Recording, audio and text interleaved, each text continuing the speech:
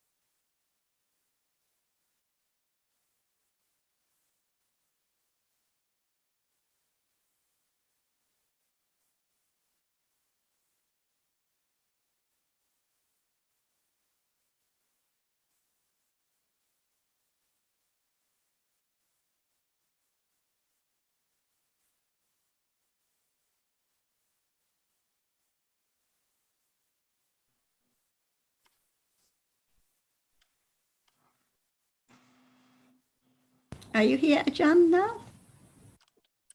สวัสดีค่ะ Sawadika, how are you? อาจารย์ครับ Sabay na ka?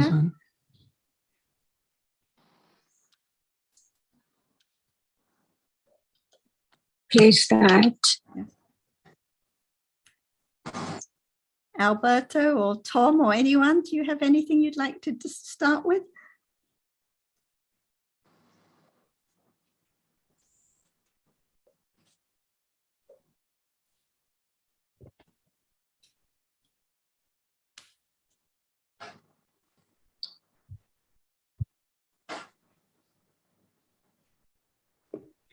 Okay, I'll start with the topic, Ajahn.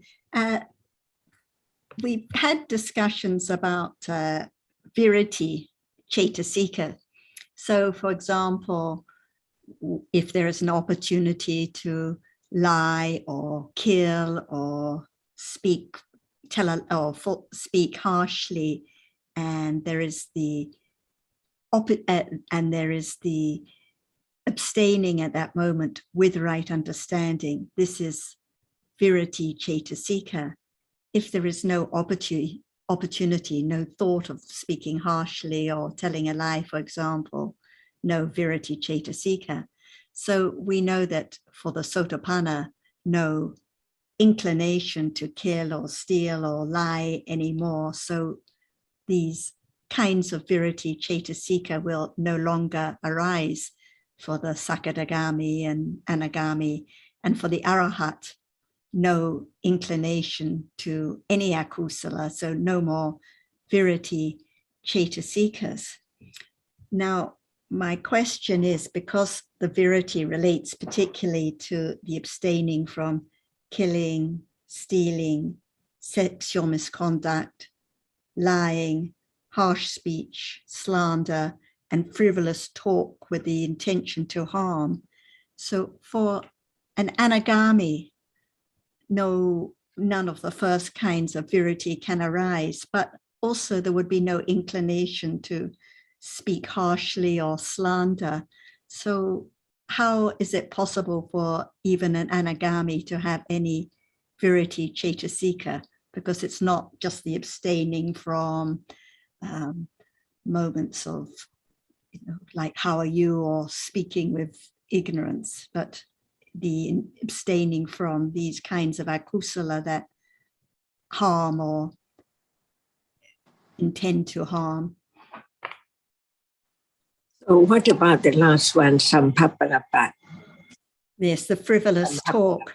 But I thought that it is, in this case, it is just the sampapalapa that is intended to cause divisiveness, not just frivolous chatter about the weather or how are you today, but only that those kinds that are intending to harm. But you think it includes any kind of frivolous chatter? When it's so gross, we can see it. But when it's as gross as that level, if one does, it's not anagami, can one know? Right. Okay. So any akusala speech, right? So only, as you say, only the anagami would know the very fine detail. So even when it's the very, very fine sampapalapa or frivolous talk, even if no intention to harm through it, still there can be virati for the anagami from that kind of sampapalapa. Is that correct? That which is not useful to say, should we say? Okay. Right. No. Right. So it can be any speech that is not useful to say, no matter whether any intention for any harm or not, but just any speech not useful to say. So virati from that kind of speech. Okay, that answers the question. Thank you very much.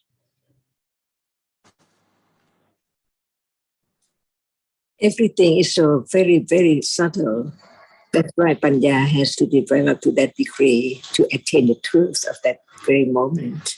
For example, right now, there are only realities. It's known by just hearing, considering. But the truth is that it can be directly experienced of each one as nimitta, no matter it's what, right now, from moment to moment. Otherwise, it cannot eradicate the idea of self or anything from that at all. It has to be so natural, and Panya goes deeper and deeper to understand the truth of whatever is there in a moment. Just to understand, many people would like to directly experience attain Nibbana, not understanding that as long as there's no understanding of what is there now, it's impossible. The reason I brought up this point was because in one of the discussions with the Vietnamese talking about the virati, and I thought that you were saying we're not referring to when, say, talking about the birds or the fish or the cold water when swimming, which is just ordinary akusala, but when talking about virati, it is the abstaining from the full speech and so on. So from that, it sounded to me as though it wasn't referring to just any akusala speech, but from what you have just clarified, it is, which is what I had understood. Because it's daily life as much as it is the beginning to know, to learn about it.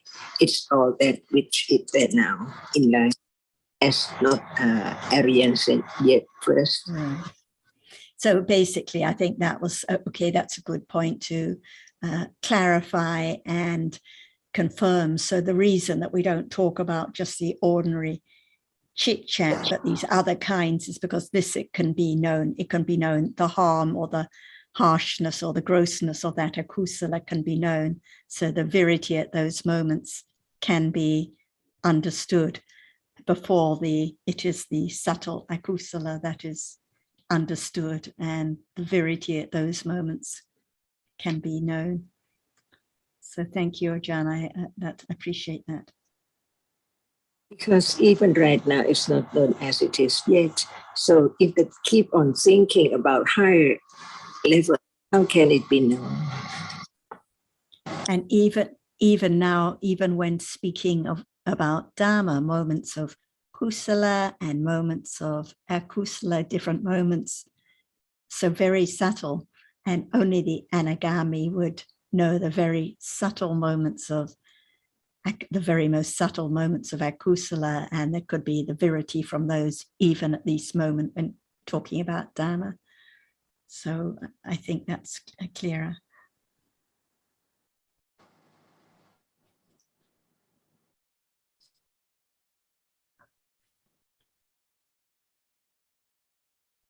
And it has to be not back to now. It has to be the understanding of the akusala and of the virity right now.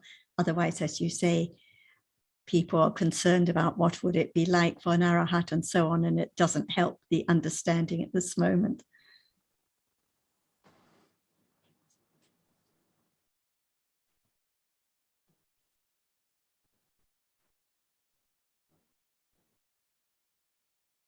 That's why Panya understands the level of kusala and kusala. Right now, who knows that how much ignorance is there from moment to moment accumulated.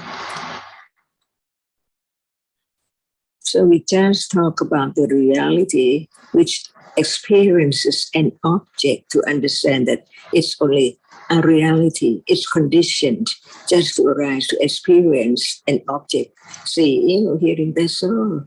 Just being reminded to have more confidence of the reality that it's now, and it has to be known as it's not self because it just experience. For example, seeing and then gone. Just this is the development of right understanding. Not to expect this moment at moment of direct understanding, and it can lead to the moment of realizing, the arising and falling. It's not that. Just to understand how much understand of that which is now appears with or without direct understanding. And when it's direct understanding, no expectation. Just learn to understand it. It's there as a reality.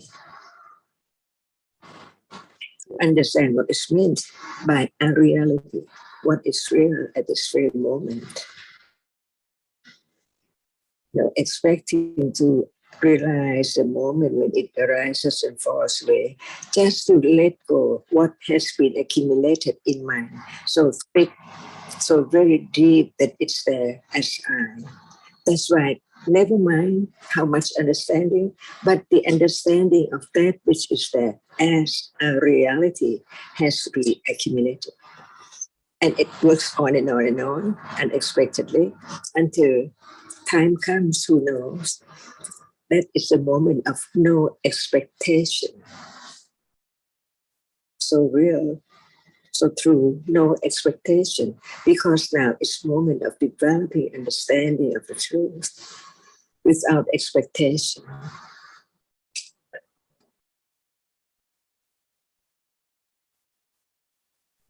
That's why it's so subtle.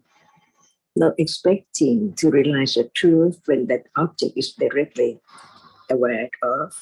But that is the only moment of developing understanding as it's a reality in the beginning, even no matter it's hard or sound or whatever, it's only a reality. That is the beginning of being aware, little by little, until Panya develop more on, and it is the direct awareness of the characteristic as itself, little by little.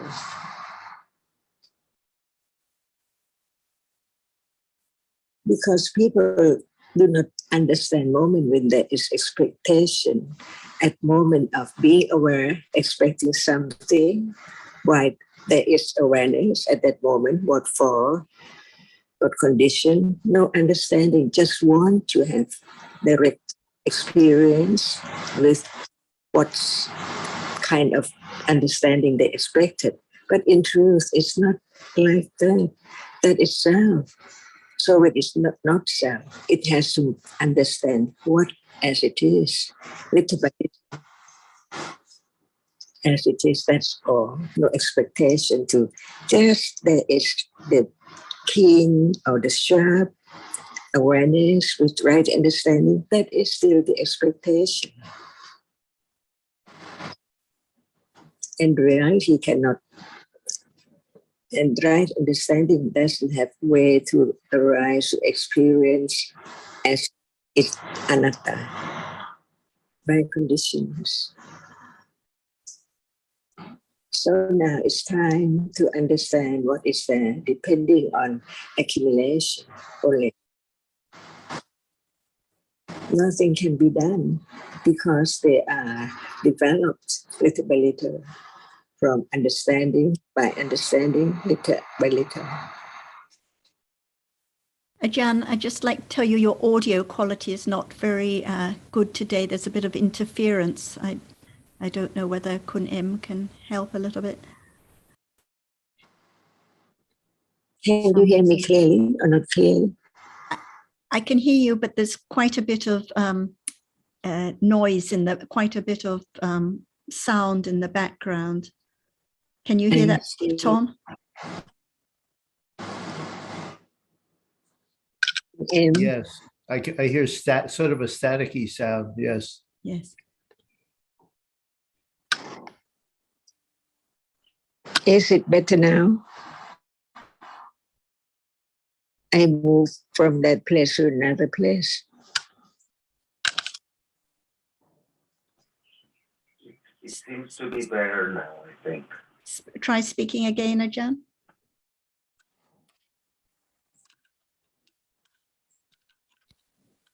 Try speaking again, Ajahn. Yes. Can you hear me well now? Not yet. I'm not sure. Sounds I better. can, Ajahn, I can hear you. Yeah, I can hear you well, John. It's just the static noise. I think it's a little better now, so we'll just carry on and see how it goes. It's about the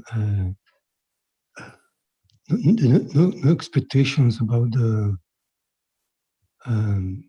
result of the understanding you are saying, and I was thinking that also it's kanti parami when there is no expectation about the result. I think you were also saying this, and the subtleties of the parami is about it's about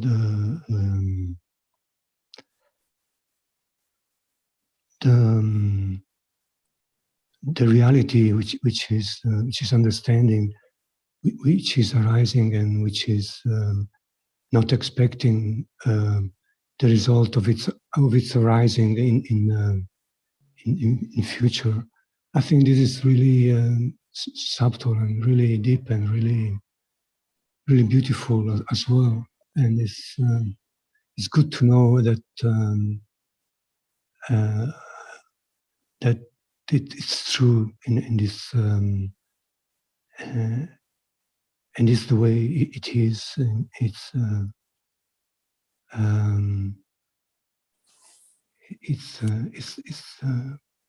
a reminder about the way to go on. It's like like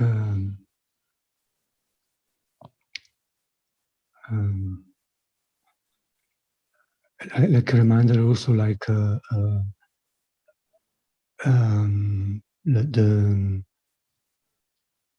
the confidence about the truth, about about the unatterness of the reality. So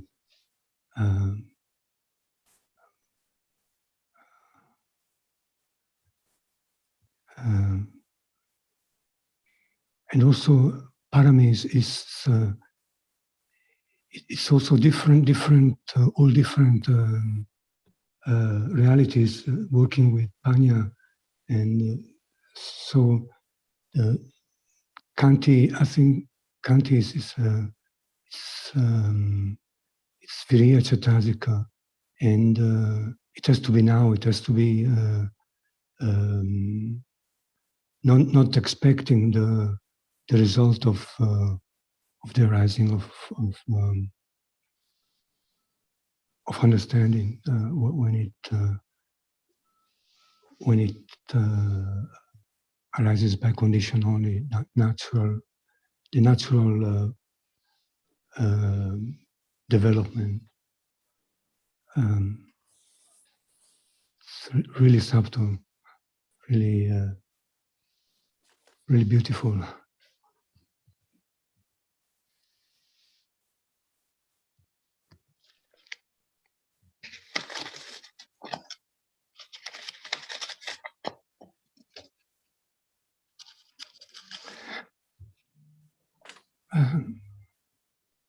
This is Can why you talk they more come. about? Go on. No, sorry, Sarah, go ahead. Just going to add, and that's why the Kanti has to develop to be the Kanti jnanas, which Ajahn was referring to last time, arising with Vipassana jnana in different stages. The first one from Samasana jnana up to Uddiyabhya jnana, and the next up to Sankarupeka jnana, and then at the end, the very last between Sankarupeka jnana and Anuloma jnana. So it has to develop on and on with Panya to be Kanti jnana. Yeah. Like you say, the patience, no clinging, no expecting at all as to what will arise now, what will appear now, what can be known now. Carry on with what you were going to say, Albert. Yeah, I was reading that on Patisambhida Magga about Kanti jnana. It's really deep, really advanced understanding. It also mentioned the parinyas. So it must be after Vipassana jnana.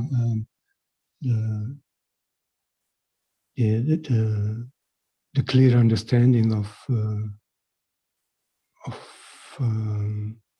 one reality at a time, and that's Is it that already the result of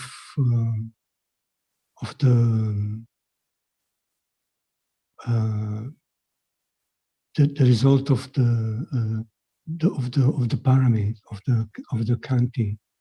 When we talk about Kanti jnana, we think we are talking about Vipassana jnana. I think we are talking about more than Yes. parami, more than Kanti parami. Is that right, Ajahn?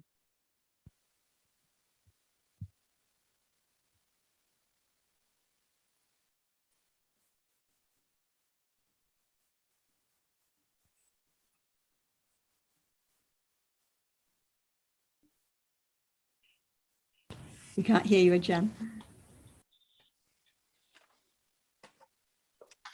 Yeah. We have to do Panya Parami, or at this very moment of understanding, it is Parami, Panya Parami. Maybe enough, not yet.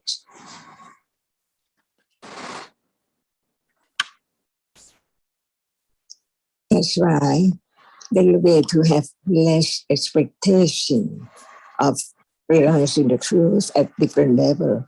What about not thinking about that, but there is no understanding of whatever is now appearing. That's why listening to understand, just to understand. That is the only way to have less expectation at any level.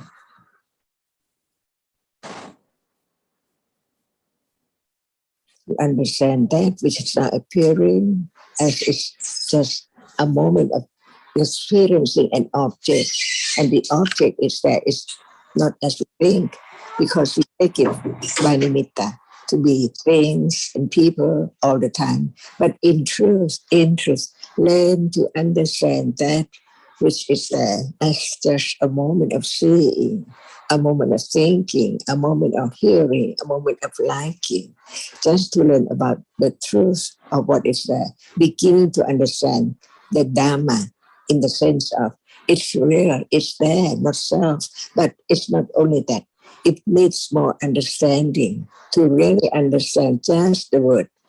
The reality arises to experience. It's now. See, it says, learn to understand the nature, the truth of that which experiences an object, and that which is experienced, different ones. One can experience, the other cannot experience. That's all in samsara. No matter when it's there, as it is. But without understanding that word, the teaching of the Buddha about the truth, it's impossible to begin to have attention to the characteristic which now appears and begin to understand that it's only this moment. It's life, just life now, in a moment, just one moment, that's all. Just learn to understand as there is hearing, reading, considering about the truth. That is panya. It is not I who can do panya or who can develop panya or who can have panya. It is panya itself, that's all. And it depends to understanding at what level it understands, right then. No regret about it's not yet moment of realizing the truth and so on. Just understand what is there. Little by little, life goes on with different moment than before. No attention, no awareness, no understanding of that which is there from moment to moment. But now it begins to see. It can be the understanding, the truth. And the person who see the benefit, the precious moment of understand what is there, which hasn't been understood before, as it is, just to understand. And this is the only way for panya to develop by itself. No one there at all, depending on different degrees of understanding. Disability.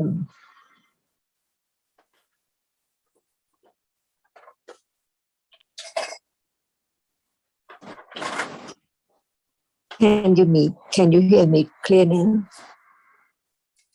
Clearly? Or not yet? It's better. There's some background noise. Sundara, could you make sure your mic is muted too, please? If everyone makes sure their mics are muted, it helps.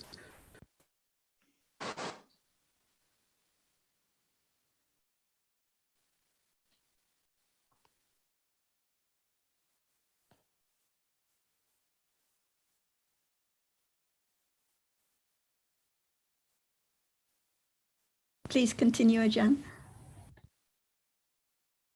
Is there any other point? I have a question for you, Ajahn, and it came from the discussion on Saturday and other discussions where people are talking about letting go of attachment, letting go of abusala, bad behavior.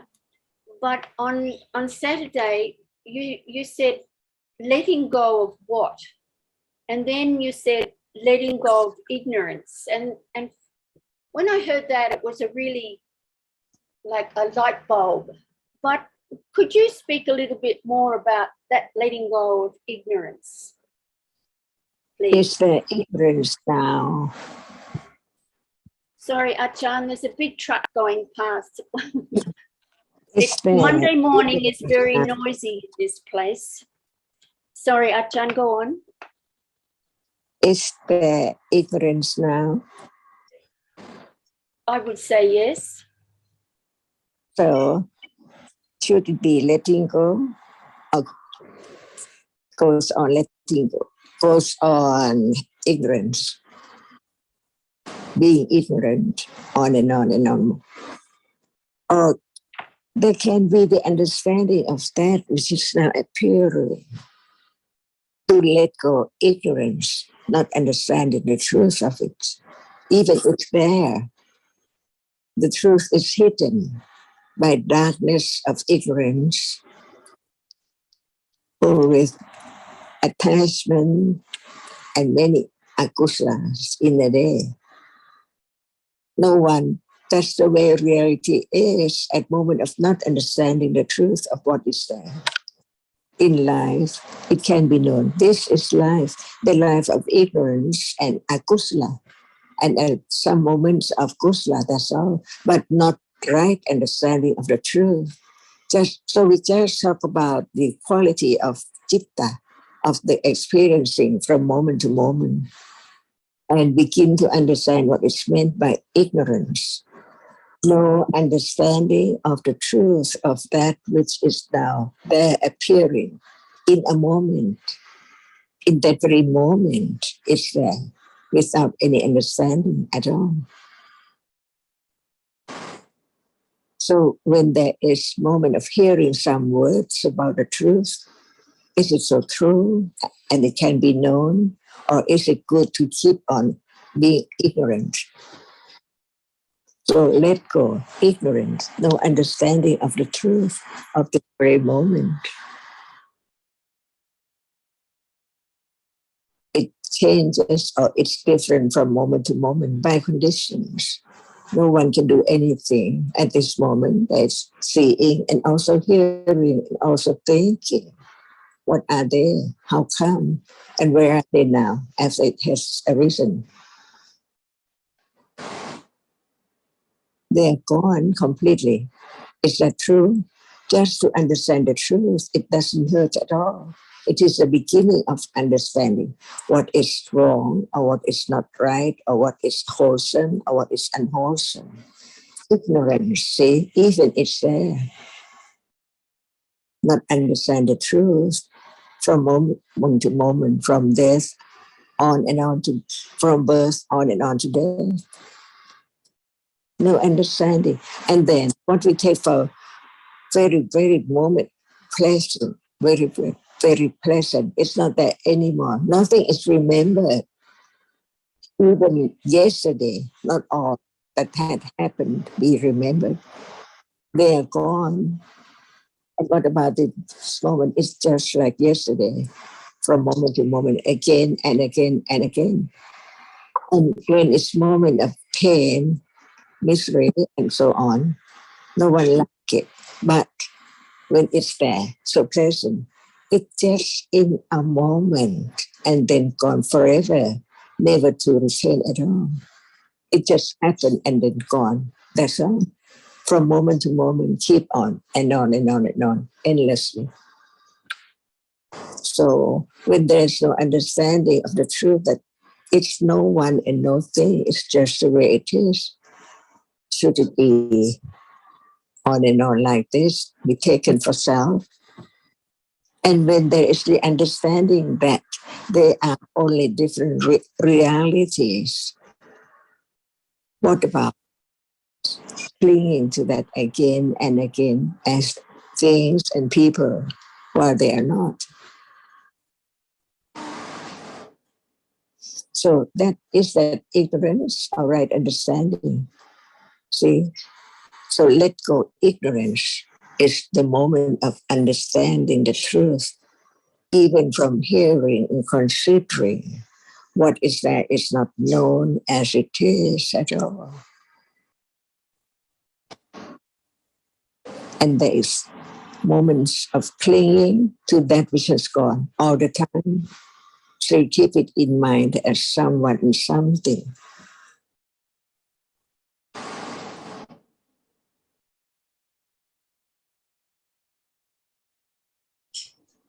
Yes, I think you've answered my question. It was going to be how is the very beginning of understanding, the beginning of letting go of ignorance, but you've already stated that. So that's the most important thing, just the development of understanding. And then there is the letting go of ignorance. Because if there's not... Go on, Achan. No one can have the idea of I, see? But in truth, no I. This is the beginning of understanding the truth of what is there as no one, no I. It's moment of clinging, moment of aversion, moment of ego, moment of so many realities. They are there unknown, as they are not sound or anything at all. And is this not right understanding of the truth of life each moment? There are no one and no thing, but there are different realities conditioned to arise, to appear, and then gone, never to return at all. Not now. Years and years ago, and years ahead. By conditions. If there is still clinging, it's a function of that reality which clings to everything, no one. But it does so much when it's me or I. So painful. And Azita, I think another way we can think of it is that there's a degree of letting go at every moment of kusala. And we think of letting go, of course, as being not attached to sensed or objects and the like, or other things. But only with the kusala that is panya can there be letting go of ignorance and wrong view. So the mundane kind of letting go of kusala that is less than understanding is a kind of letting go, but it doesn't lead to the path. It's not part of the path leading to the ending of suffering.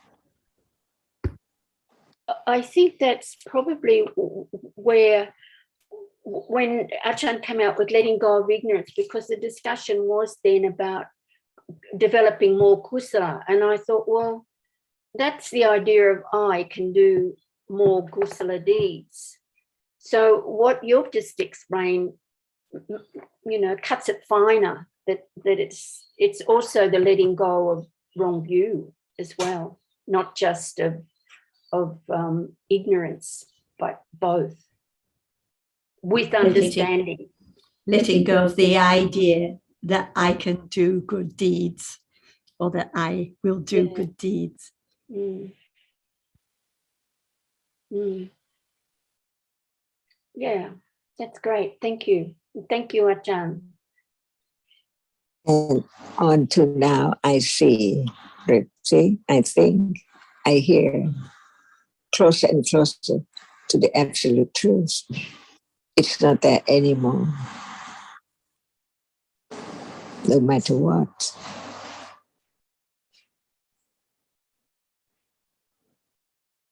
Very good reminders, Ajahn, because it is, even thinking of, you mentioned a moment ago about eons into the future, and it makes me shudder. But it's just because it's me, projecting myself into the future. Well, that's wrong idea. So it is panya which understands, see, even that which understands is not anyone at all. Let go of any kind of wrong understanding, taking that which has gone as it's still there to be clung to.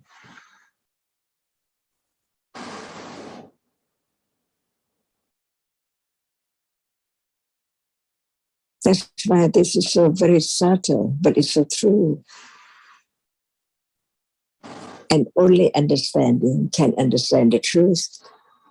From hearing, considering, on and on, stronger and stronger, sharper and sharper, to realize the truth of this very moment, that it can be directly experienced, but not with the idea of I try, but panya works its way unexpectedly, because moment of understanding is gone. and begin again and again and again, developing by itself. No expectation, because expectation is not a function of right understanding.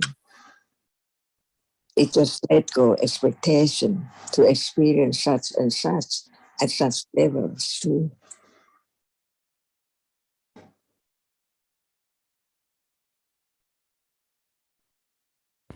So Like- this moment of letting go, when there is understanding more and more, it let goes more and more.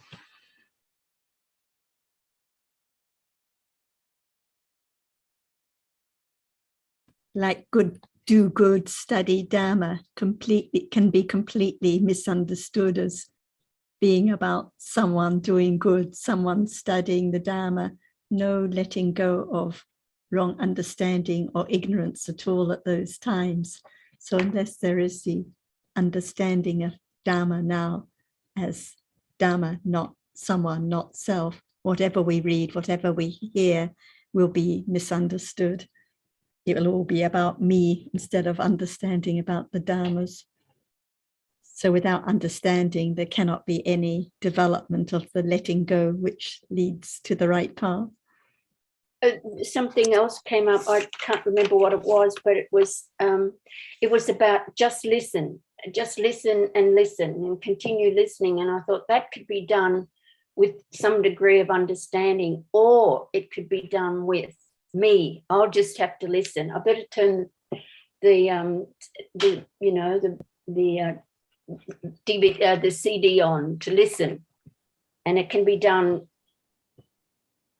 with a big degree of I must listen because that's the way to understand. So it's very, very more subtle. expectation. Yeah. Yes, indeed. Yeah. Yeah, this has been great. Thank you.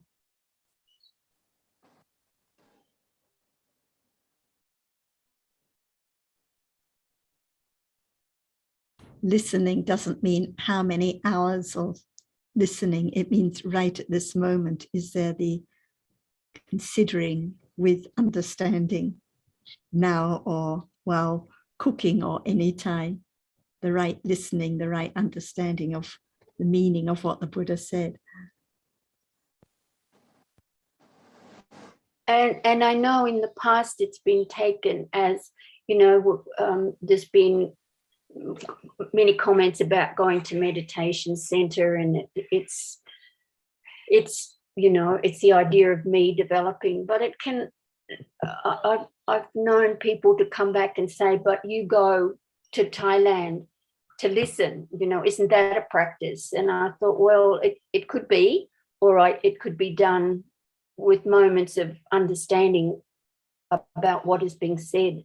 So I think it's such a fine line between me doing and that moment of just understanding. And it's so brief.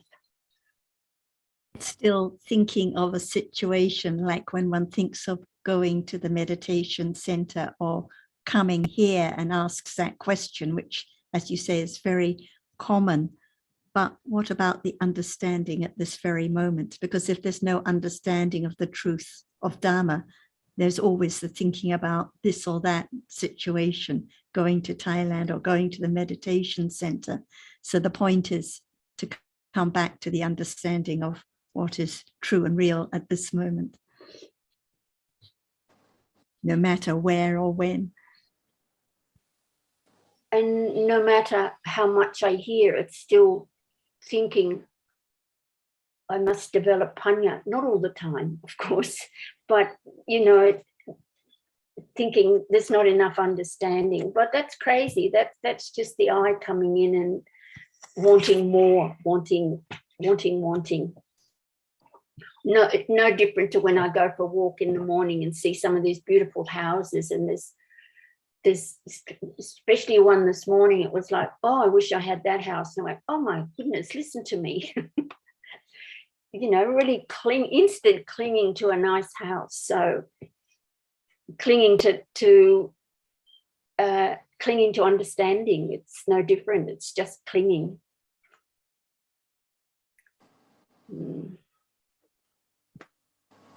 And what is the real meaning of practice? the truthful meaning, Achan. Do you mean that? Because practice can mean. When you say practicing and go to meditation centers to practice, what is the meaning? What is it? What we mean by practice? Well, I would think using the word practice, going somewhere to practice, is just a wrong view. It's not going. It's going with an idea of I'm going to practice. A bit like I'm going to listen so I can develop understanding. It's the same thing. That's why we have to understand what is meant by practice. See? Otherwise, we just say the word that we don't understand at all. Practice, practice, but what does it mean? Especially when it's a teaching of the Buddha. What is the meaning of that, of each word as it is, the truth of it, like pariyatti and patipatti. In Thai, they use the word patipatti for the practice, or in Thai, it means to do. But in truth, it's not to do. It's not practicing by doing something, but it's the panya at higher level of intellectual, not just the intellectual understanding of that which is hard is a reality, but it's at moment when hardness is there to be known as it is, as anything at all. Only hardness is there. And that is the development of understanding directly, not just understanding that hardness is a reality, and now there's hardness, no understanding of hardness, which is there at all as a reality, no attention, no thought about it. That is not patipatti, because it has to be pariyatti and then patipatti. So patipatti in the Buddha, in the meaning of the Buddha, what Buddha taught about, patipatti is not doing, but it's the development of right understanding, that it can condition the moment of understanding with direct awareness, not just thinking, but it conditioned, and that moment is conditioned by pariyatti to arise at moment when the object is there. Before, there's no attention, no thought about it, no awareness, no understanding, just thinking that it's not self. Hardness is just a reality. But when hardness is there any understanding of it as just not anything at all? It's moment of being aware. So what is the meaning of being aware? Patipatti, see? It's not just to do, like we just hear the word and thought in our own thought that it is that or this. But in truth, what is meant by each word of the teaching of the Buddha, all are panya, different levels. So each word should be studied because it's all about the truth of a reality. No matter it is saying or whether it is vitakka in Pali, or whether manasikara in Pali and so on, all are realities. They are not the same. Seeing, aroused, experiencing what is there now, appearing, whisper object, only that, see? And that is not practicing yet. It is only pariyatti, to condition moment of directly understand the truth, little by little, until what is meant by just being aware by conditions. For example, right now, there is or there can be moment of direct understanding of a reality, but there is not sharp enough to understand the truth. But by then, unexpectedly, by conditions, developing the understanding of what is there in life, by conditions, at any time, by conditions. It conditioned that moment unknowingly, unexpectedly, surprisingly, because the way it arises is unexpected.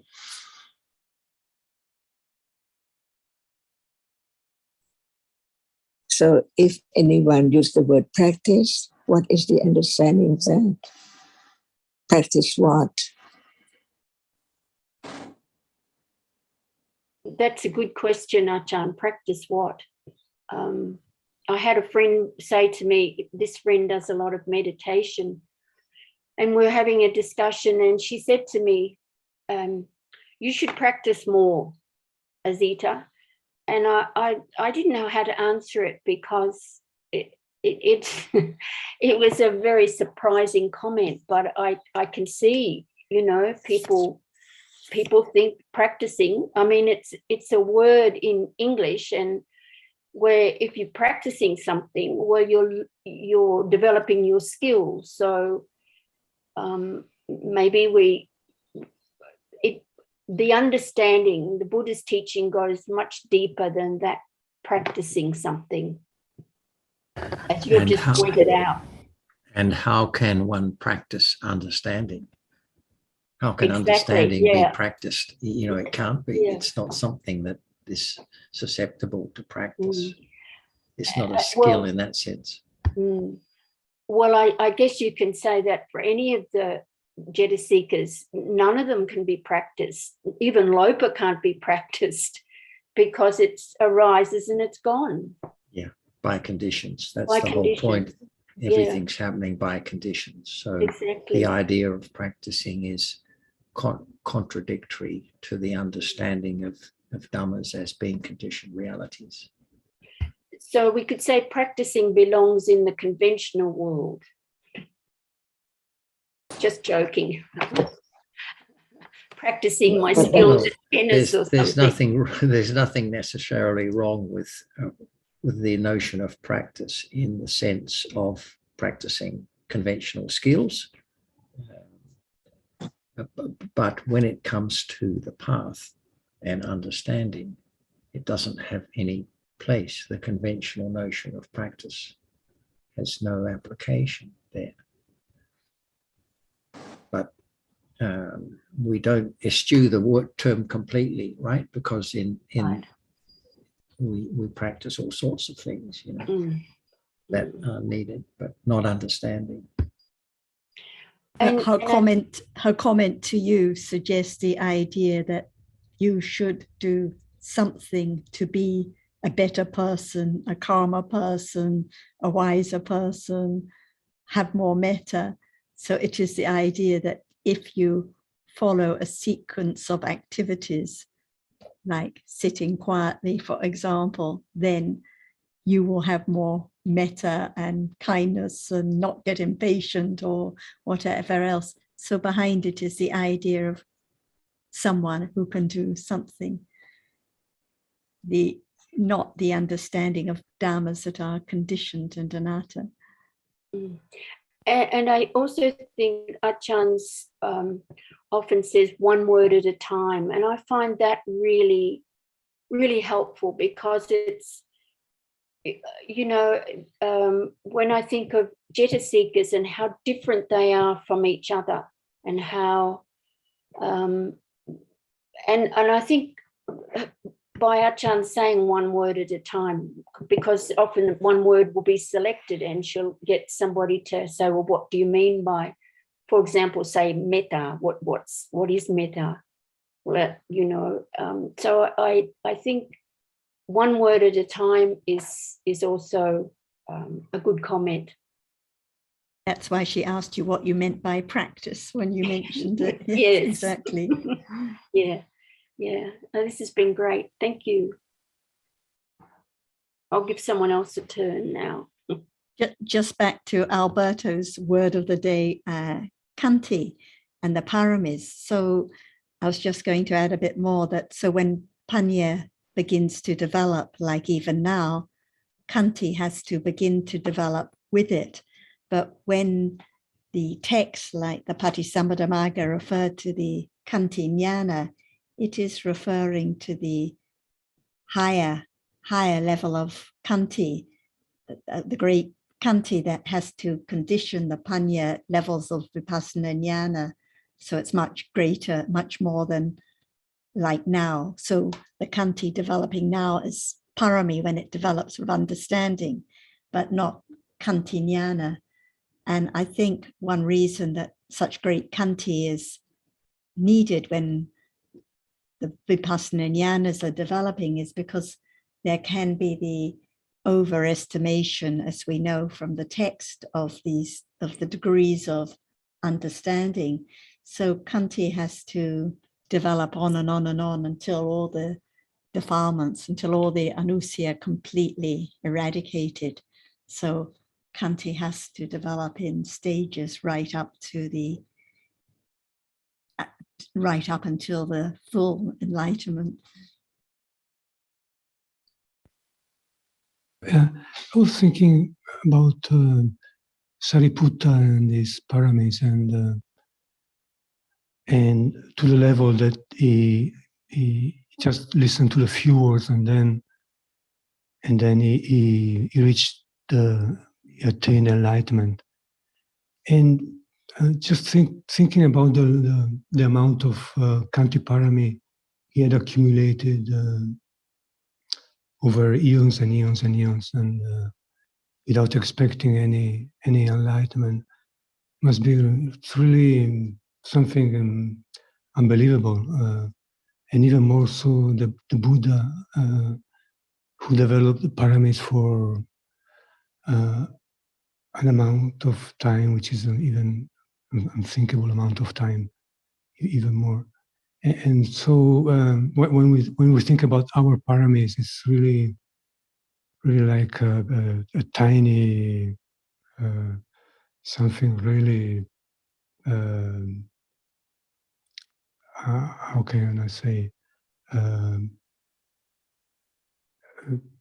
Really, the beginning, just the beginning, compared to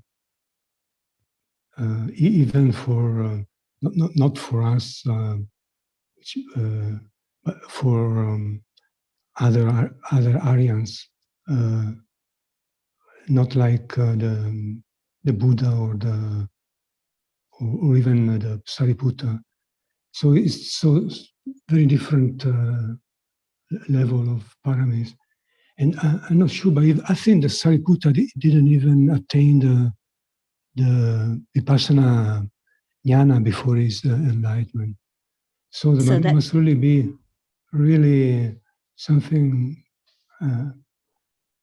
such a great amount of paramis. Right. And no it's developed Kanti, for so long. It developed for so long so that when the time was right, they could follow in such rapid succession, even when hearing those two lines, the Vipassana jnanas could follow so rapidly to become enlightened right then and there. Yeah, that amount of Kanti must be really unbelievable. We can even imagine that. Accumulated to be Kanti jnana at those moments. Several world contractions and expansions plus more. Eons and eons.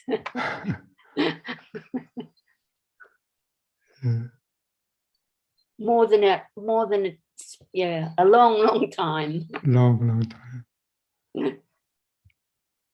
It shows how very unexpected each moment, each kind of understanding is, and what will happen and what won't. So it's useless to speculate when and where if, and that's why it always has to come back to this moment. And in truth, no Sariputta, no Buddha, no anyone, just different dhammas arising by their conditions unexpectedly at different moments, different times.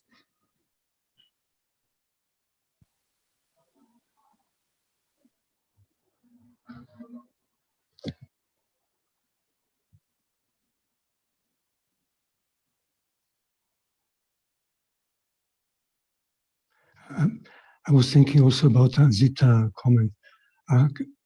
What about the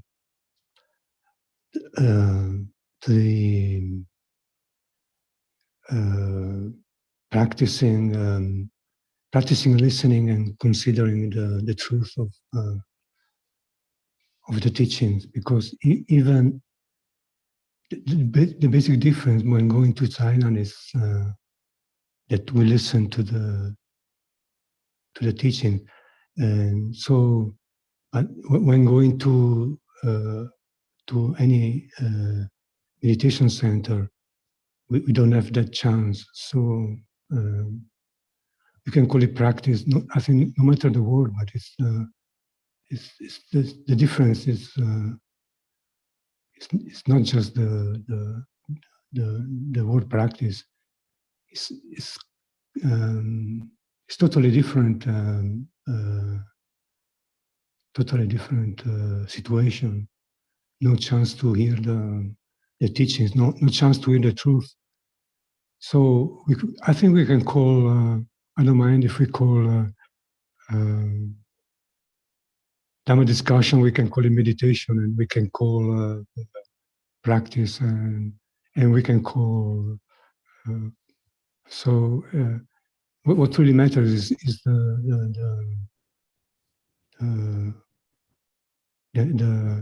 the chance to listen to the truth. But then isn't there the idea of practice time and non-practice time?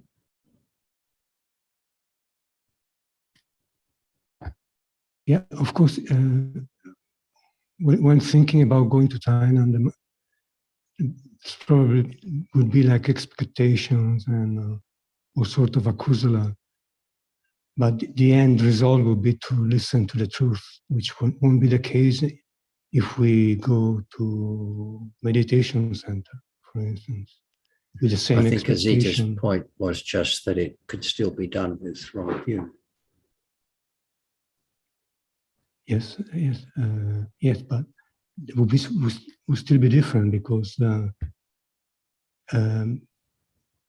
going to Thailand with wrong view and going to meditation center with wrong view. The moment of attending a discussion, and it isn't necessarily isn't any different from any other moment.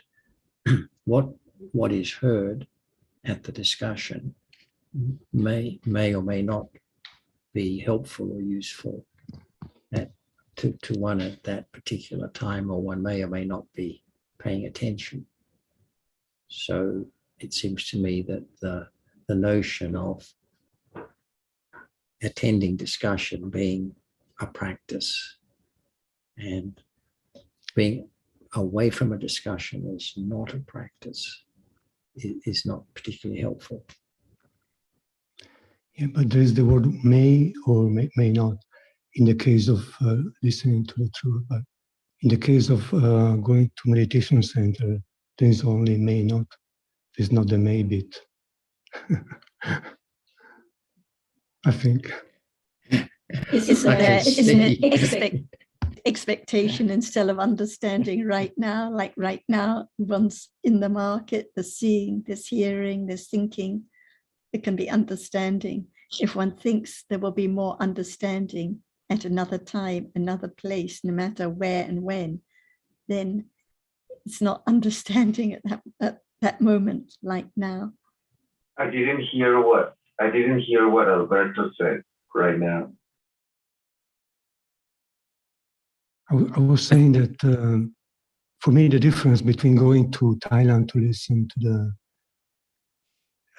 to Ajahn and going to meditation center, we can go with wrong view, but we listen to the truth. But if we go to the meditation center with the wrong view of expecting results and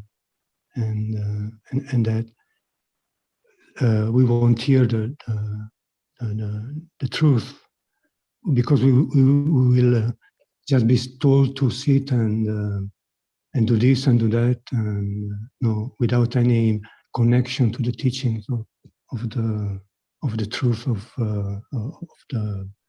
anatta and of the natural of the condition, the natural conditioning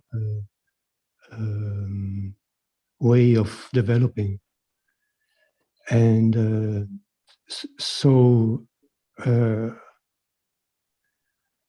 I think also Ajahn mentioned this sometimes about at the beginning there is for sure some level of akusala when listening to the teaching, and but listening to the teaching is the way to develop understanding. It's the only way to develop understanding. So I think it's inevitable for some kind of wrong view and wrong understanding creeping in, even right now, even now. I think even going and listening, Alberto, can, because I know myself, I've been in discussions and then suddenly I think, what have people said for the last 5-10 minutes? I just have not been listening. Moha, been somewhere else. And I know I have taken 2 or 3 friends along to Dhamma discussions over the years. And those people came away with a lot of anger because they felt that their practice was being put down. So, you know, I think even by going and listening, there can be a lot of wrong view and moha as well. Just those moments of understanding are the precious ones. And that's why we have to understand more about dharmas, because in truth, there isn't this or that situation. And this is why the idea of going and meditating or something is the wrong idea, the wrong practice, because it's not the understanding of Dhamma now. So whenever we think about different situations or scenarios, it's actually not the listening, not the understanding of what Dhamma is at this very moment, conditioned and not self. And you see this difference, Zita, that there is hearing the idea of practice and making the decision of just doing it. And then there's a hearing practice and seeing the value of understanding that word better. There's a difference. The meditator already knows what practice is and just does it. Whereas we are here listening to what practice really is again and again and again, and not thinking that we understand it. Yeah, I think that that's a good point, Sukin. I mean, we can, it's understanding what Dhamma means. You know, just hearing that word practice can be a condition. It's going to depend on that person's level of understanding. It'll always come back to understanding. I think we can make too much hinge on a certain word. And we've spoken about this word many times before. I think it'll always come down to understanding. Yes, there are traps, rather insidious and subtle at times. However, I believe that it's always the understanding of Dhamma now. That's the most important thing. What label you attach to that can be unimportant, but it also we can use that word wrongly. There's no question about that. There's no question about that. It'll always come down to understanding at the present moment, whether that is real understanding or not. And over time, that can be refined so we have a better understanding of what that word practice truly means. And practice in reality is understanding the reality, the characteristic of reality there and then. And so long as there's no understanding, that understanding that we need to hear again and again what the reality is.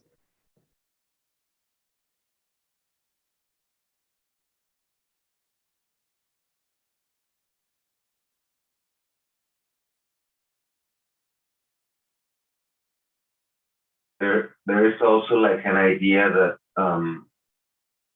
that the present moment only exists when you focus on it, right?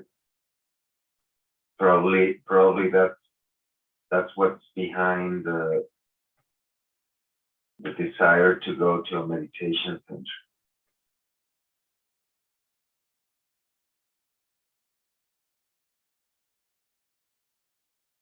I mean, and that kind of thing can happen to people who don't go right now, hearing about something and trying to focus, but it's not, it's something unrelated to the idea of coming to listen to Dhamma. It's a different thing. It can happen, as Sundar was saying, in spite of not having the idea of doing something. It can still happen, but it's not the result of that understanding that we're here to understand what the Buddha taught.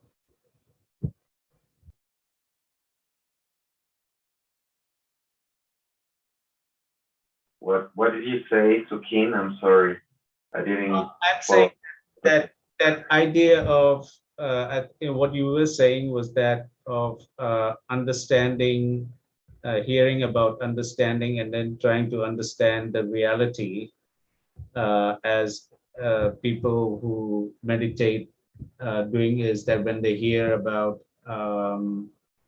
say breath and they want to understand, or when they hear about the mind, they want to understand.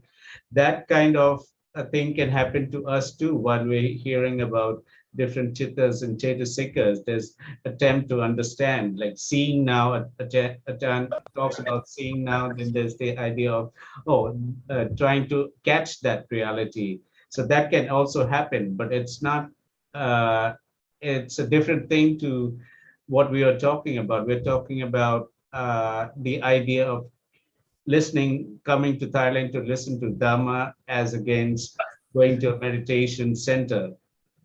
Those two are different ideas. That coming to Thailand to hear Dhamma, because of the lack of understanding or because of the weak panya, there can still be those moments where we try to catch the moment, whereas the other one, going to meditation, is not happening because of lack of understanding, and of those wrong understanding coming, is believing that the whole activity is practice.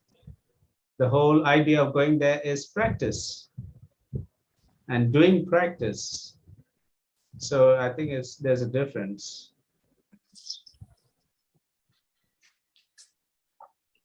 And as John said, believing that when you're not there, it's not practice. I mean, when you're not at the meditation center.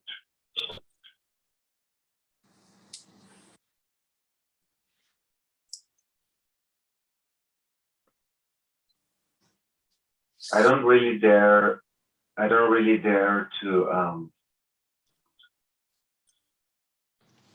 think why I want to go to Thailand.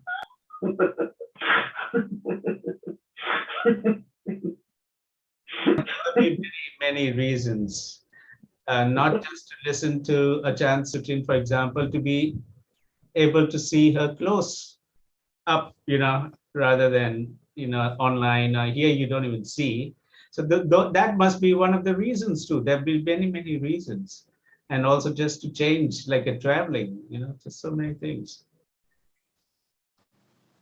Because I think that if I begin to think more deeply about why I want to go to Thailand, then my expectations may become very obvious. For me, it's very simple.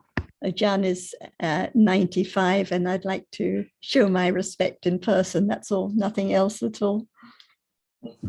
So even if there were no discussions, or she was sick in hospital or anything else, it doesn't matter to me at all. But because we have discussion here, we have all the audio, so it doesn't matter. I just would like to show my respect because I haven't seen her for a while.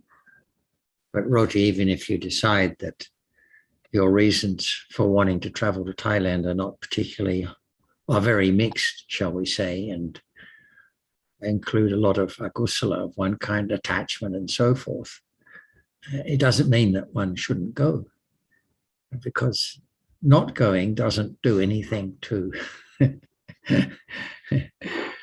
to lessen those attachments and or wrong view, or whatever they are. So there's no reason not to go, even if you think so deeply about why you want to go that you decide it's very mixed motives. And even if you came to the conclusion that you would you come to Thailand with the idea of hoping that Pandya will arise, you would still see the importance of hearing more, right? Yes, I do. But as Sarah just said, we have the conversations here, etc. Right? I mean, in Zoom meetings. Mm-hmm. But anyway, I will. If I go to Thailand, probably I would. I mean, I might think I will go to Thailand and I will hear more, but maybe not. Yeah, We never know. Completely. I prefer to be in the presence of a time in a small group. That's the setting I like more than Zoom. So if nothing, for that reason, I might come. One may go and end up in hospital with COVID or anything can happen, but there's still Dhamma, still seeing, still hearing, still thinking, still attachment, still understanding. So each moment.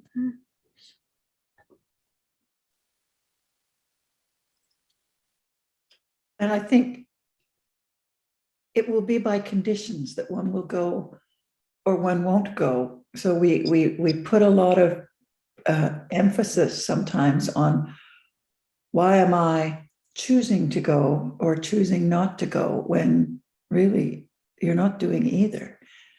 There's no new, and it's happening by conditions. Right now, just moments of seeing and hearing and thinking, clinging and not clinging, just different dhammas. It's just a big long story about I going there and doing this and that. It seems that those of us who are the farthest away and go to the great efforts and expenses to be there are the ones who have perhaps more opportunity to question. And it really does come down to conditions, and you could be going through the same questioning when you decide to turn on the Zoom and listen to this week's discussion. And if you analyze your motives for doing anything, you would end up not wanting to do anything. You end up deciding you shouldn't do anything. I'm depressed. There's always going to be a kusala there somewhere.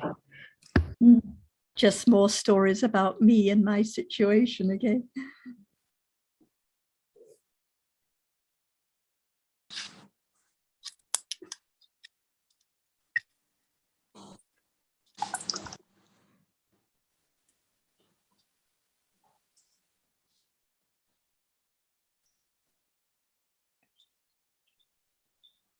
Jan, is there anything you would like to add to any of the topics so far, or would anyone like to continue with anything else?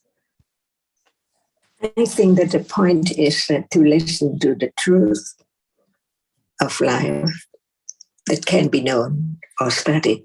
For example, no matter here in Bangkok and you are somewhere and the other somewhere, but we all are listening to the word of truth to be understood as it is, little by little, just for the sake of understanding the truth. That's why we listen. And when we come together, not just for 2 hours like this, there can be more extra moments that we can talk about realities, another object, deeper or whatever it would be conditioned. That's why we come and have talk, not more than 2 hours in a week, just Monday and so on. That's why there are conditions for listening to understand the truth by conditions. And I think that we have to listen to understand clearly about the word, just one word of the truth.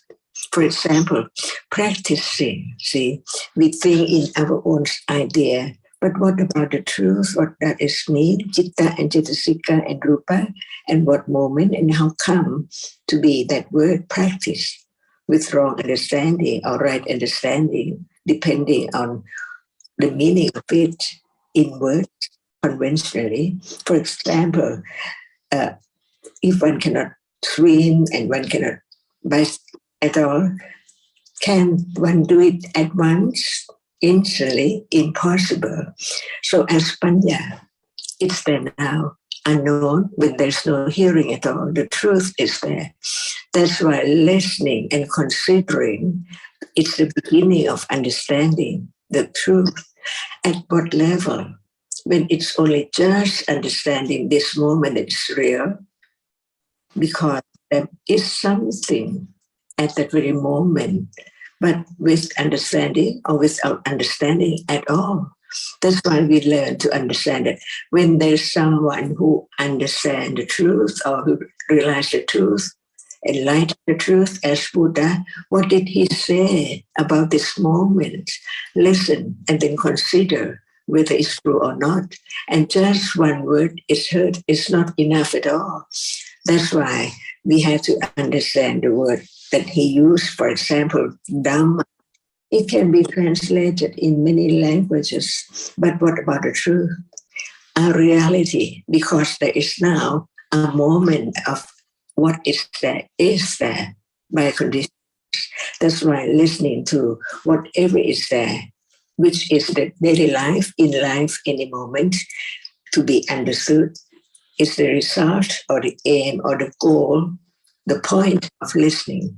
That's why just one word like pariyatti and patipatti and patipeta, and no one think about pariyatti, but just think about patipatti. How can there be the understanding of what meant in reality, in truth, of what is meant by the word practice? If one doesn't have any clear understanding, learning about it, one take it for granted, just practice. It's not like that at all. That's why learn to understand just one word, clearer, deeper, to understand the truth of it.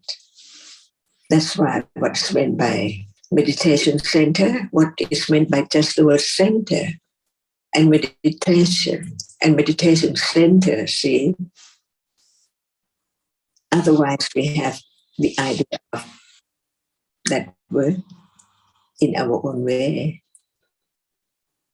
But when there is more understanding and clear understanding what is meant by that, just hear some words is not enough. And when there is 2 words and more, what does it mean? What word is real? What it represents? A reality or what? For example, anyone who goes to meditation center to practice what? See, we just follow the idea of one's own thought all the time without understanding the truth of that very moment at all. Let's practice, and everyone just sit practicing. Is that practice? That's why the words of the teaching of the Buddha just condition right understanding of what is there as it is, even not in word, when it's understood, like seeing now. No name, no word, but it's there. Beginning to understand. There is seeing, but no understanding of the truth of seeing. How come? And is it still there for a while? Or it's not even for a while.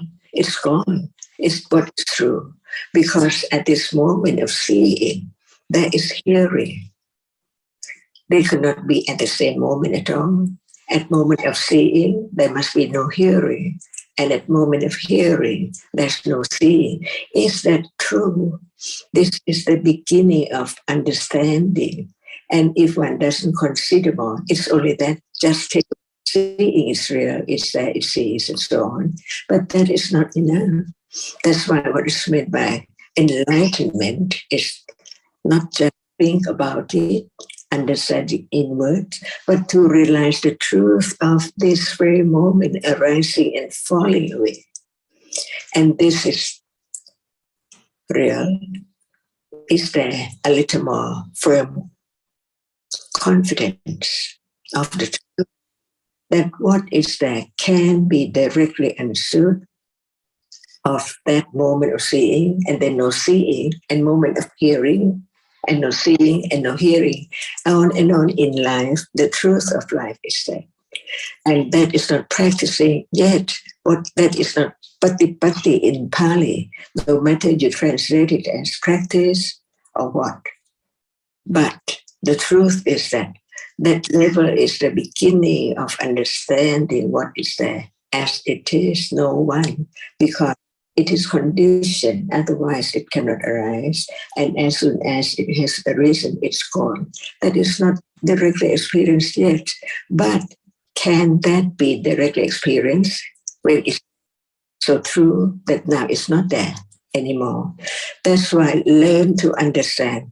This is the development of panya, from hearing and considering. Not I do this to understand that at all. Impossible. And when it's known as it is, right understanding knows that it's not yet the moment of directly experience the truth. Just learn to understand what is there now, sees as it's real. And hear more, consider more carefully to understand that it can be known one by one when there is the understanding of ignorance as not attachment.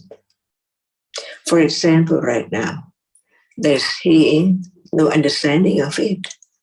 What is the moment of no understanding? Not understanding the truth. It's not at the moment yet, but it's there. So very, very rapidly arising as a seeing, not understanding the truth of seeing. That's why right understanding understand different levels of understanding. This is only understanding like the truth of it, but the truth does not appear to be known because it's not the understanding of just one reality only at a time. If there is no moment of understanding just one reality at a time, how can there be more closer understanding of that which arises in false way? So even just one word has so many different levels of degrees. For example, there is sati. If one knows what sati is, at moment of understanding, at moment of kusala, it depends on whether there is understanding or not, or just understanding conventionally about the truth, but it's not directly experience the truth. So it's not moment of understanding the truth of it directly yet. But without that, it's impossible to be moment of directly aware of that very object, just one at a time. And even just the word one at a time, see, it's long or it's short, shorter and shorter to be closer and closer to that object as it can appear only one before it can be known of its arising and falling away, and so on. And what about practice? No understanding at all. Just take the word to do. That is not the development of understanding at all. And that is not the meaning of the patipatti in Pali that Buddha taught at all. That's why learning to understand not just the word about it, but the truth of it. For example, sammasati or satanasi. Another word, not just sati, but samma sati or satipatthana, and so on. See, each word has its own characteristic of the particular truth at that very level, different from other level. So now, understand that. Only understanding that is a reality, not clear what is that. But later on, hearing on and on and on and on, and we can compare with moment of not hearing, not understanding, not considering at all, years and years ago. And now, how can it be so very clear? Not yet, but it begins to understand little by little. The skin, not down deep to the bone or the what you can say for the tree, not just the bark or the skin, but deeper than that. So now the reality are so deeper that we are thinking about it. But it's so true that right understanding develops to let go the idea of self, or just want to experience it without any understanding at all. Just thinking that doing this, just stand or sit or lie down or whatever is taught, but no understanding of the truth of this moment of a reality. So different level of understanding is taught by the Buddha, the level of intellectual understanding. And the moment of direct understanding of that which is now appearing as usual, common, normal, by conditions as they is all the time. Nothing can arise without conditions at all. But not any reality is known now. Just talk about it. That's why the understanding what is there, little by little, by way of listening, considering, until, oh, it's there, begin to attend to the characteristic, which is heart, or sound, or sight, or whisper, or seeing or hearing, by conditions, unexpectedly. The most important thing is understanding the reality as it is, not anyone or anything. And the moment when right understanding is enough to be aware of that characteristic which now appears without expectation, to understand the truth that what is what, arising by conditions and in false way. And this level is what Buddha said, pati pati, just one object at a time. Characteristic as it is, hardness, no matter its moment of touching, anyway, hardness appears. At moment of touching only, see, it would begin to be accumulated deep down to understand that no expectation for anything, because of understanding is there as no time, not just for 2 hours or 3 hours, but as long as there are conditions for its arising, it arises. No one can stop its arising. So now Panya develops on and on to let go the idea of being and self without expectation. And that is pati-pati. See? Without understanding what Buddha means by pati-pati, pati-pati cannot arise at all. There is always I all the time. So just realities are realities. Has to be understood clearer and clearer and clearer. And Panya understands. At other moment when there's no Panya, when there is akusala, it depends on whether Panya is conditioned to arise to understand any moment, even that moment, as it is or not. And that is pati-pati. But it's not pativeda yet. It's not khanti yana yet. Because khanti is one word and yana is another word. Khanti is there now, but where is Panya? To understand the characteristic of that which is now appearing, no matter what in daily life.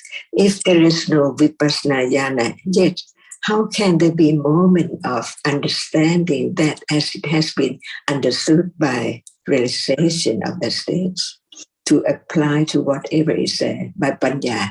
Panya applies the knowledge that has been experienced to understand what is there, little by little, by conditions, until no doubt about any reality in life, in a day, at any time. That's why carefully consider each word as it is. Khanti is one word, jnana is another word. And vipassana jnana, see, vipassana, understand clearly.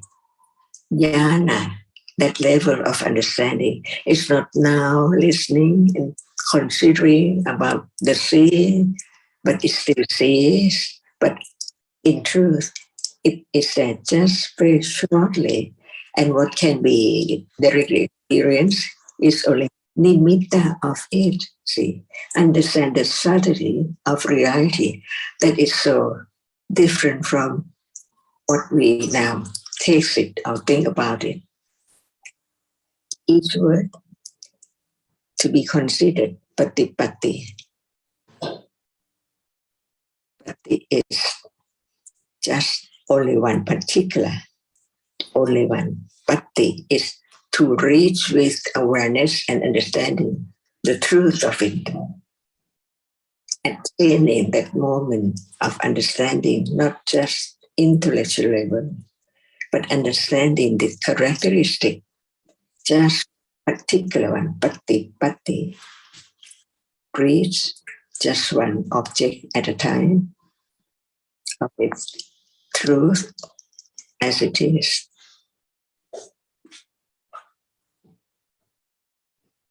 So we know what's right and what's wrong, and it's not I, it's panya, which begins to listen carefully and understand what is there now that is so far away from thinking, wanting it to be directly experienced as it now arises and falls away. But since it's true, what is truth? What is meant by enlightenment? The truth of that which now is there by conditions. No matter what, seeing, hearing, thinking, one at a time, one characteristic at a time. And even just one is the nimitta of that which arises and falls away so rapidly. And this is the right path, samadhi, which takes Khanti as parami, Satya as parami, Nekama as parami, Adhidana as parami, Satya parami. The very subtle way or path now develop at moment of understanding, little by little. It let goes by itself. It's not I try to let go, or I do to let go, or I go there to let go. That is no understanding of the truth at all. So just listen and understand, and Panya works its way towards the truth, little by little. So what is meant by direct awareness has also different levels too, by Panya, which arises with it. Until Sammasati is Samma Sampochanka, Bodhipakkhiyata, Bodhipakkhiyadhamma, ready to experience directly the truth of that which now arises, falls away. By the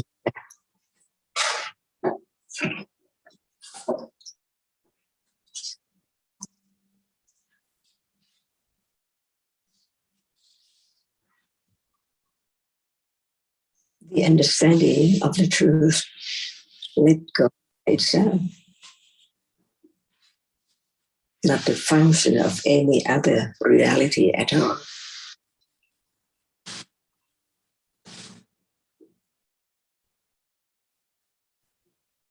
So just one word at a time to understand the different levels of reality. For example, ignorance of what? Whatever is there.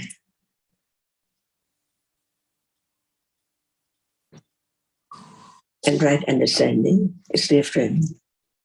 Understanding what? That which appears, little bit more confidence of the truth. No one can attain enlightenment. Only Panya develops on and on and on, letting go the idea of self, so the characteristic of our reality can appear as the object that it has reached the characteristic of that without the idea of self, because no one at all at the moment of seeing or hearing or what is there as the object, as no thing at all, no one at all. So the understanding from the very beginning will lead little by little to realize the truth unexpectedly. So now it's the development of understanding with detachment, letting go little by little until it can get closer to the truth of that reality by conditions. Because what hinders the understanding of the truth is ignorance, which arises as a seeing, hearing, and whatever thou way.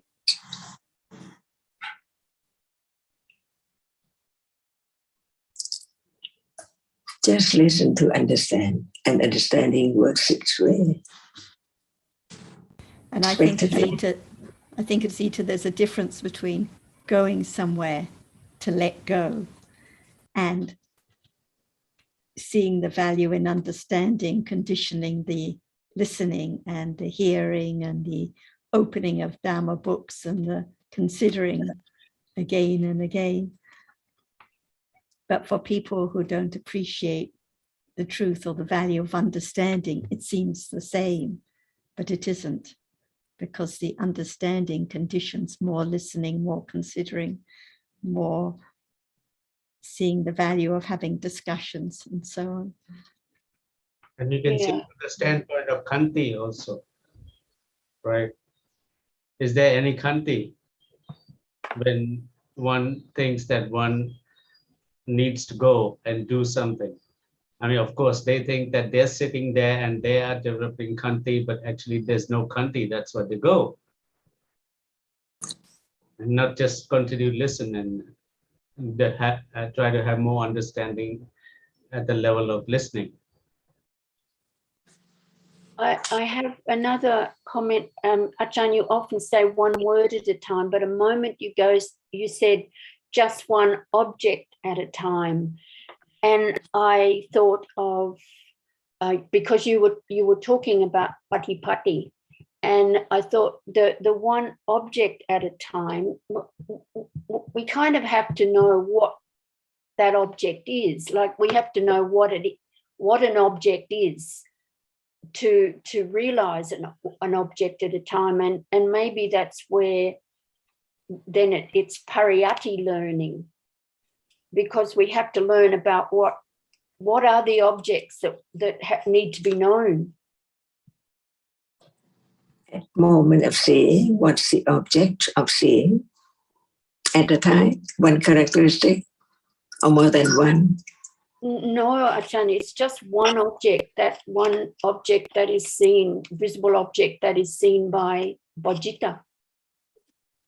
So there can be the understanding of that which arises to experience only one object.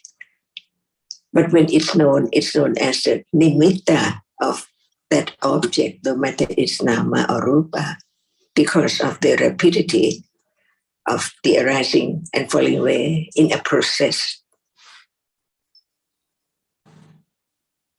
However, Ajahn, at the moment of seeing, the citta that sees actually sees the object. The next citta, the sampatijana, does not actually see the object, but it has the nimitta of that object as its object. Is that right? Do we have to call it nimitta, or that one object which is seen? But it's now, the same visible object that was seen. Awareness of just one single seeing, or one single visible object which impinges on the eye base. So when Buddha taught about panyati, right understanding, understand it impossible to have just one single entity or reality which hasn't fallen away yet, because it has to be the process of experiencing an object, not jump from this process to the other process, understanding the seeing. So there can be more understanding of the truth. One lives in the world of things and people, of nimitta, of panjati, not understanding the truth. And what truth can be directly understood has to be by processes too.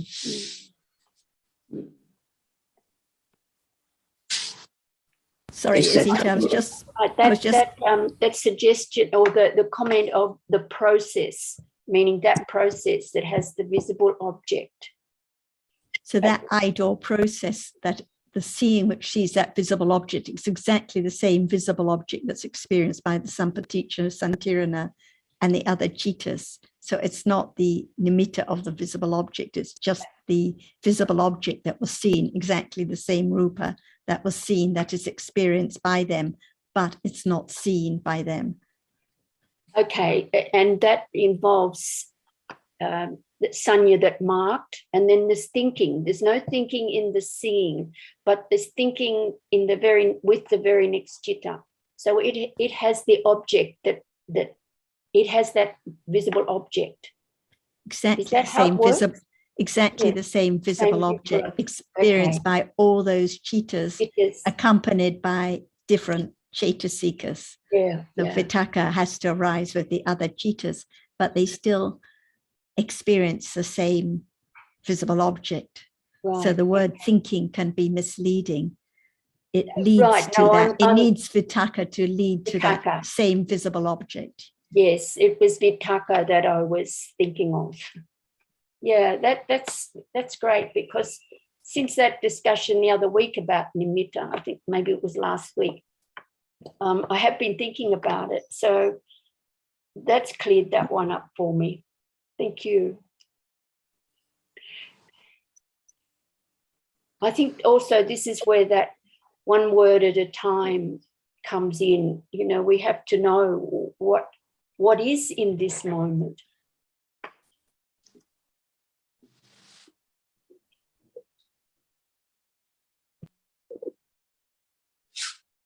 So what appears now?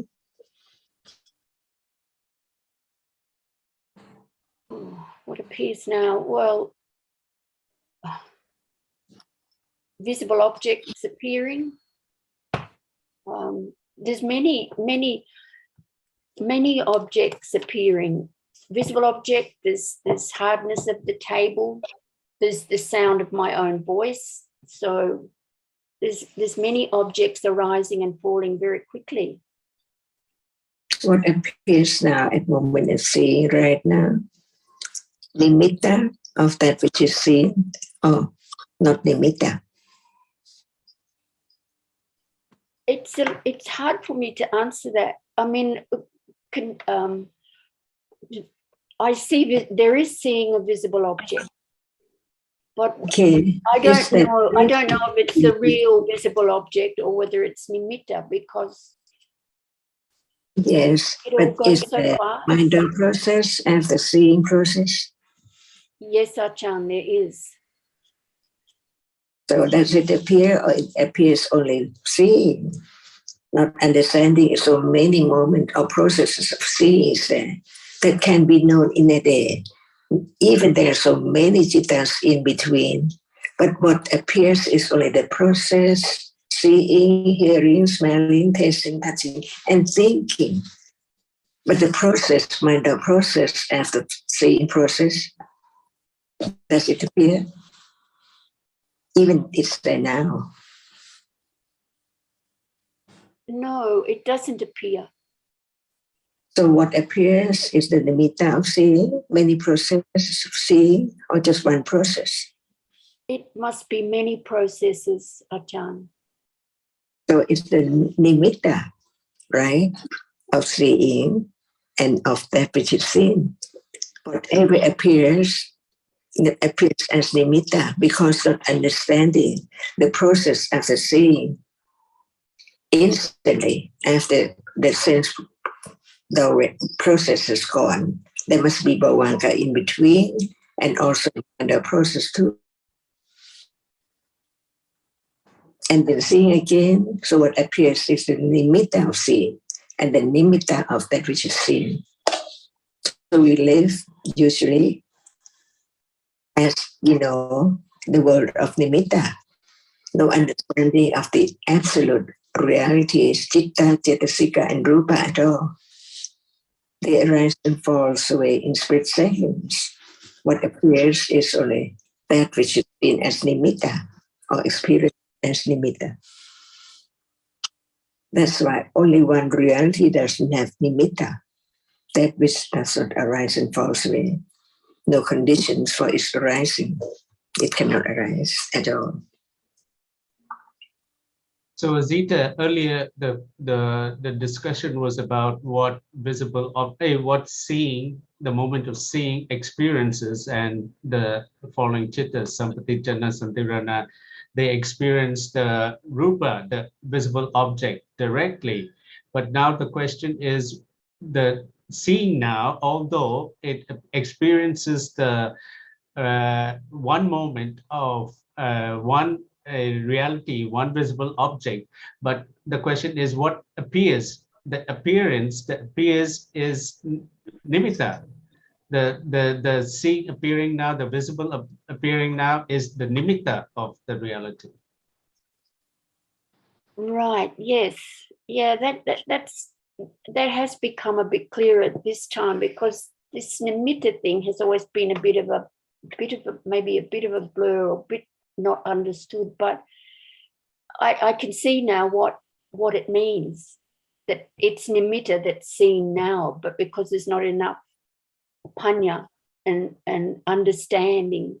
And it's not just not enough panya, it's probably not enough understanding, because the understanding that sees one citta experience one visible object is the Buddha's understanding. But even satipatthana or vipassana yana, it's still the nimitta, which is the object. Right. Yes. Yes, I remember hearing that. Okay. Great.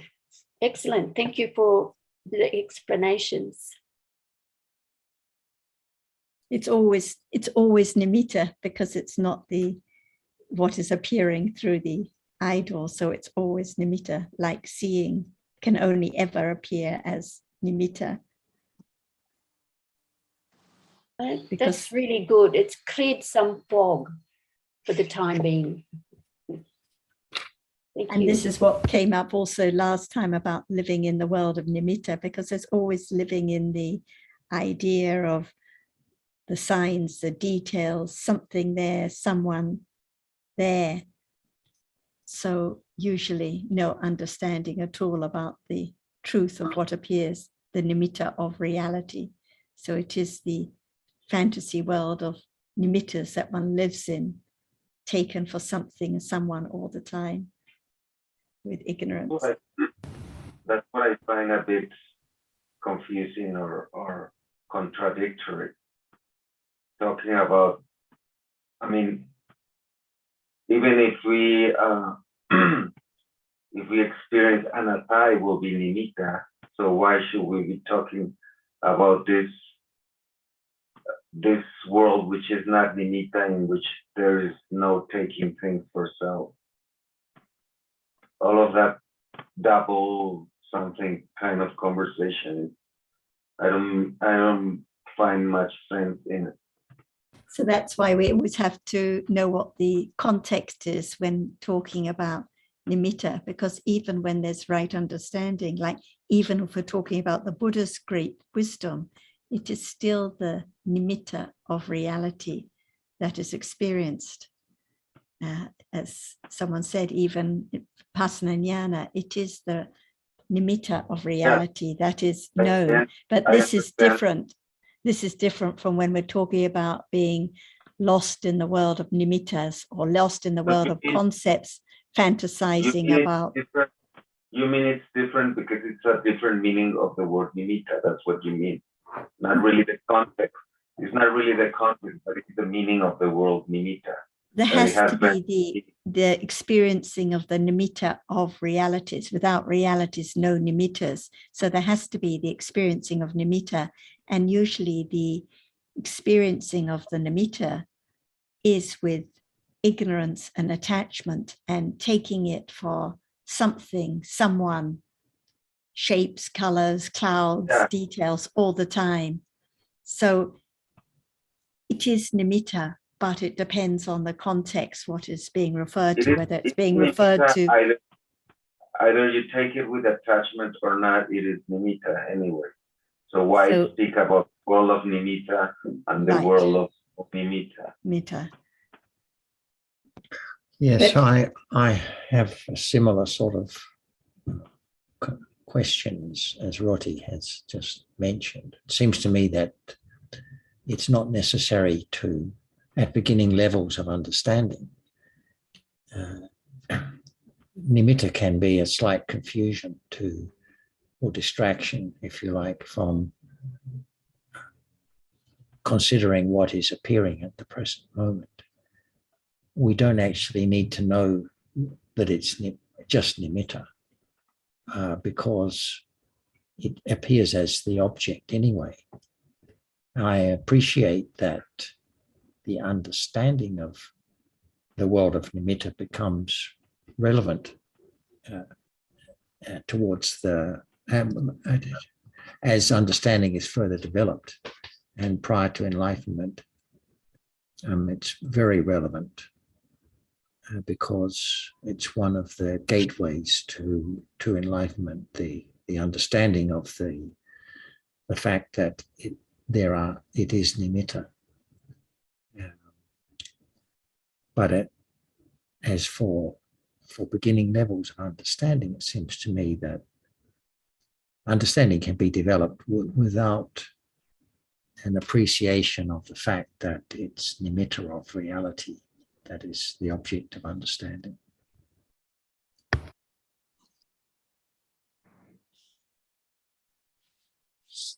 So what you're suggesting, John, is that nimitta doesn't get introduced to beginning stage, or you're almost, that's what I'm picking up, that it is tricky, but it's probably talking about realities. It's the realities that arise and fall away. Nimittas don't.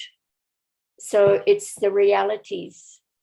And maybe once there's some pariyatti understanding, nimitta can be more understood. Is maybe that's what you're suggesting?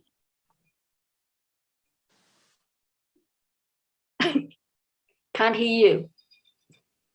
I think, as always, we need to appreciate what is directly relevant to our understanding at the present moment and what is, if you like, information that is beyond our capability to have direct understanding of at the present moment. And this will vary from individual to individual. I think it's daily life, this nimitta, the fact that we are able to distinguish different phrases. If we think about just realities, it can get a bit confusing if we think that it's just one moment and just one moment of visible object, and then a thinking, and the idea of different being so quickly being able to recognize different things, different objects.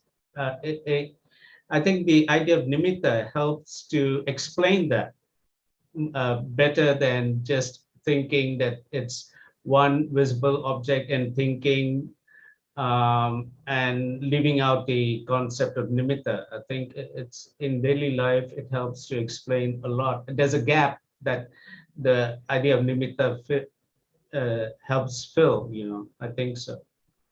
Spot on. And one always used to ask or think about, well, how can seeing be known? How can lobha be known? Because it has to have fallen away for understanding to understand it. Because so the answer is, it is because it's the nimitta of the reality that's understood. So it does clear up quite a lot. I think it's a good topic to continue with next time, perhaps, if we can. I think it's time, yes? Yes. Shall we continue next time, Ajahn? Yeah, okay. Thank you very much. Thank you, everyone. Swadee Thank Kap you. Tanaja.